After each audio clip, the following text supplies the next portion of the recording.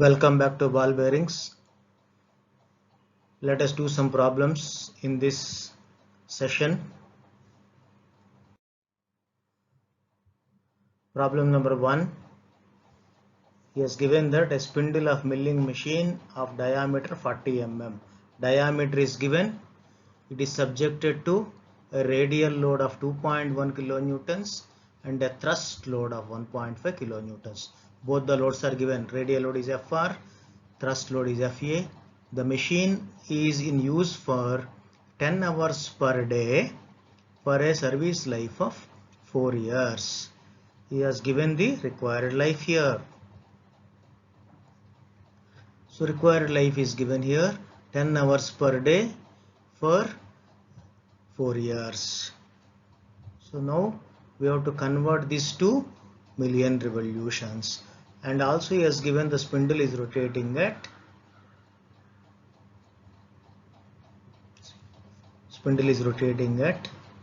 900 rpm.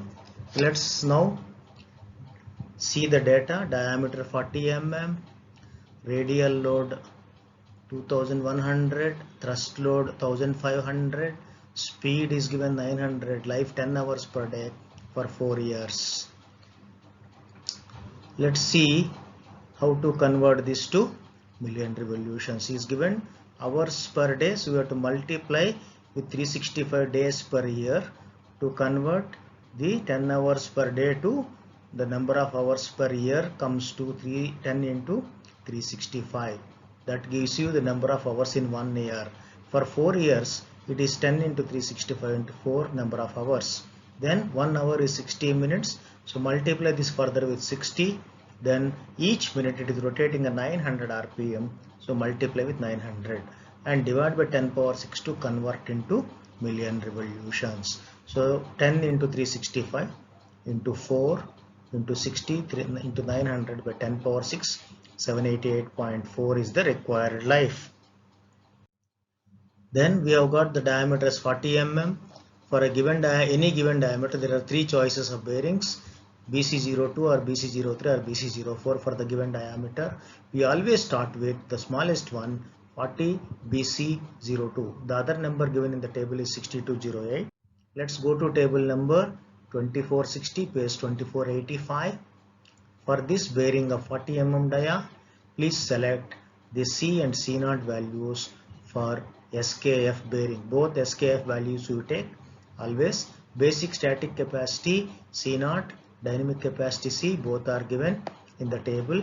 You can either use FAG also, but SKF is better. Stick on to one value always. Having taken C0 as 19000, C as 30700. First step is to calculate FA by C0. FA by C0 is 0.079.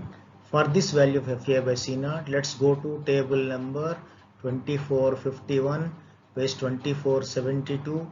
If we open that page number, the table looks like this, and then he has given FA by C0 value here. Our value is 079, lies between third and the fourth value here. Between the third and the fourth value, last column E also between third and fourth value, select the E value approximately 0.27. If FA by C0 is 0.12 for example, that is between 11 and 17, that means E should be around 0.32. Like that we select the E value corresponding to FA by C0. Then find FA by FR.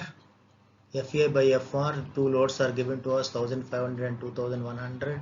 The ratio comes to 0.71, and if you compare with E, this ratio is greater than E. Again, going back to the same table, from the same table we have got a condition of FA by FR greater than E. X is always 0.56. Y we select between third and fourth values approximately 1.6. This is between 1.55 and 1.65. Equivalent load P is calculated after knowing the X and Y values. P equal to XFR plus YFA. That comes to 3576. Then life L equal to C by P whole cube is the equation given in the handbook. It comes to 632.74. This is less than the required life for us, so it is not suitable. Then we have to go for next bigger size bearing 40 BC03. Then we go to next. C naught is 24,000 and C equal to 41,000 from the table for the bearing 40 BC03. Again calculate all the 5 steps taking these new values.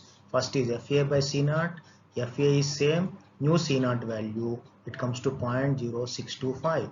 From table again 2451, 2472 page number, we select the value of E corresponding to FA by C naught calculated. 0.0625 lies between third value and the fourth value. E also should lie between third and fourth value, say approximately 0.27. Then step number 2, as usual, we find FA by FR ratio. Already we have done this in the previous step. The value remains same, 0.714, which happens to be greater than E. Then X remains 0.56 always from the same table, 2451, 2472 page number. X is 0.56 always for greater than E condition. Y again between third and the fourth values may be 1.75. 1.65, sorry. Then equivalent load, we substitute these X and Y values, find out equivalent load comes to 3651. With this equivalent load and the new value of C, life comes to 1416, which is much greater than the required life. Hence this bearing is suitable. Though finally the answer is we are selecting 40 BC03 bearing. We have not used 02 because it was not suitable. The table gives the values of D, capital D and B values. So this is the answer for the first problem. Next, take one more problem. There is one more shaft given, transmission shaft, which is mounted on deep groove ball bearings of diameter 45 mm. Shaft dia is 45 mm.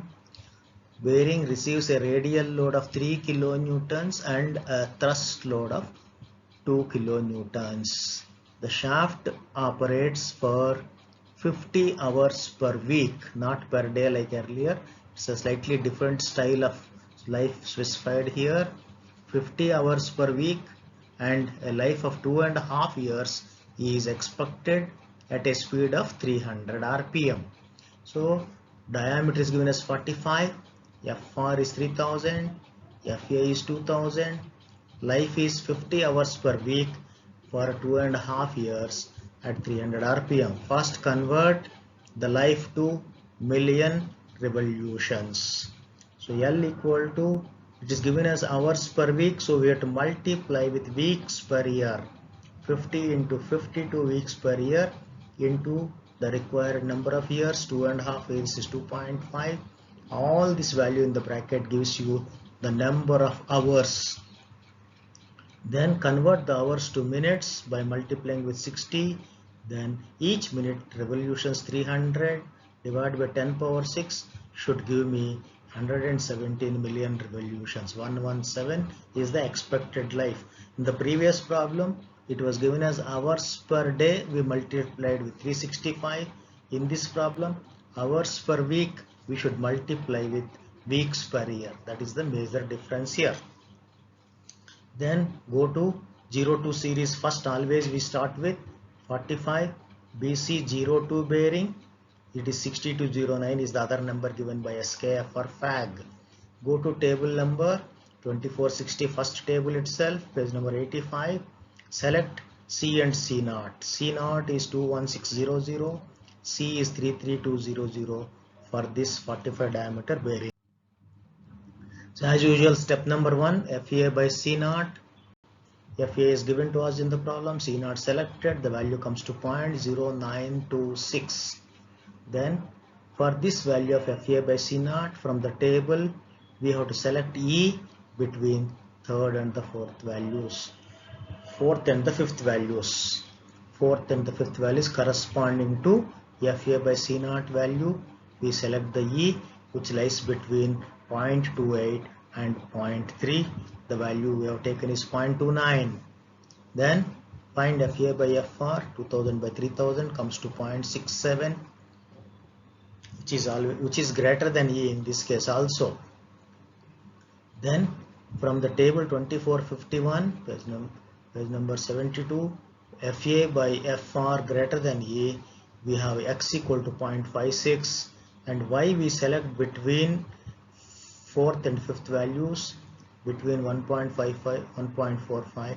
Y is around 1.4 approximately, corresponding to this value of FA by C naught.